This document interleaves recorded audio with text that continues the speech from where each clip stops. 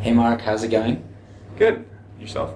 I'm doing well. Are you enjoying your time at ETHIndia? Absolutely. Awesome. It's a wonderful experience. What do you think about the venue? It's lovely. It's spacious. It's it's serving its purpose. Awesome.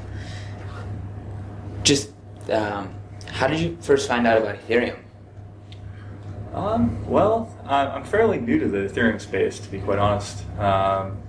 Probably within the last 12 months, I was looking for open source incentivization mechanisms through originally Bitcoin, and that led me to Gitcoin, and that started my exposure to Ethereum. Cool. Can you tell us more about your project and how it started in your story? Okay, so Gitcoin was founded in Boulder, Colorado by Kevin Iwaki. We're actually a consensus spoke.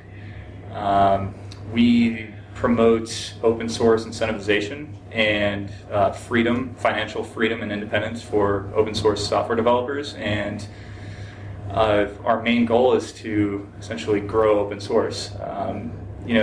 One of the main problems in the open source space is sustainability. You have many open source repository owners that, whether or not the passion is there and the drive to continue maintaining a project, whether it's widely adopted or not, it's not sustainable. Especially when you have to make a living wage, and donations always aren't the answer, and not always available. So It seems like ideas are kind of big in this space, and we need them to keep Ethereum moving. What's one project that you're excited about that's not yours? I'm fairly excited to see where Uport goes, and their various authentication mechanisms. And what's a project that hasn't been built yet? There's a project that's currently development is kind of I don't want to say fizzled out, but it's been paused for the moment.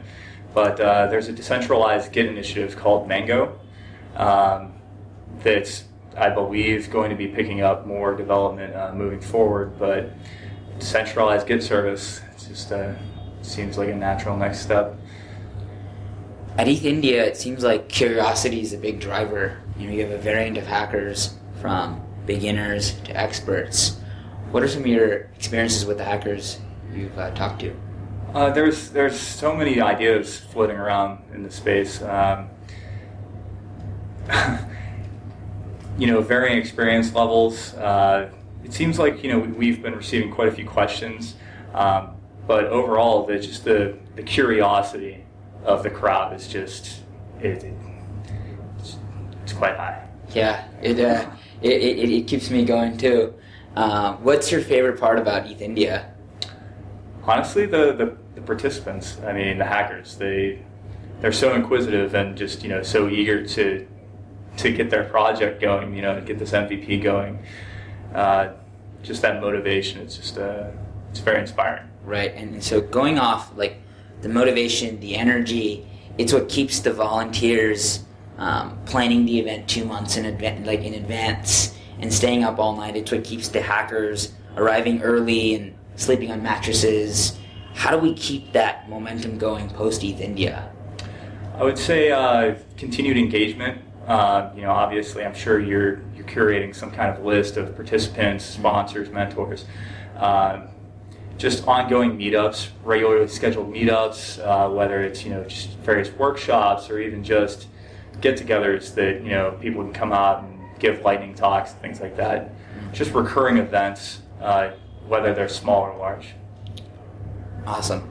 Seems like all the blockchain people in this space are quirky. What's a quirk that you have? Where do I begin? I'm primarily an engineer at heart, so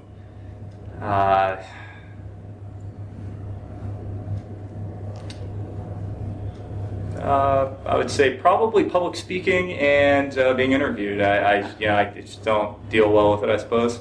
Well, I mean, you're doing a great job here. What's the kind of last question that we have is, what's your favorite emoji? Okay, so in Slack you can have custom emojis. I actually have two favorites, if that's okay.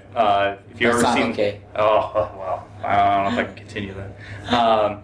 If you've ever seen the heavy breathing emoji with the cat, heavy breathing, yeah, that, and we also have an emoji that's Vitalik's face. So Nice. yeah, it's Nice. More space oriented. Nice. Thank you so much for your time today. Oh, yeah, thank you. It's great to be here.